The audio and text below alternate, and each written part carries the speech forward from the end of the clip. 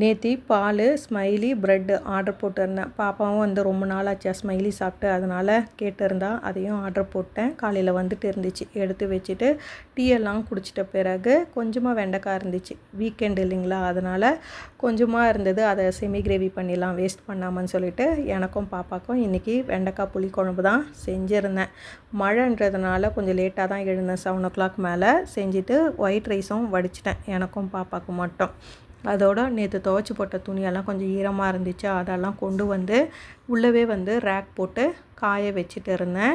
இன்றைக்கி வந்து துவைச்ச துணியை நான் வெளியில் போட்டேன். கொஞ்சம் தண்ணியெல்லாம் ஆறிட்ட பிறகு அதுக்கப்புறம் அந்த துணியை எடுத்துகிட்டு இன்றைக்கி துவைச்ச துணியை காய போட்டுடலான்னு சொல்லிட்டு, வெயில் வரவே வரல. லைட்டாக வந்து மேகமாக தான் இருக்குது. லைட்டாக தூரலும் வந்துக்கிட்டு தான் இருந்துச்சு.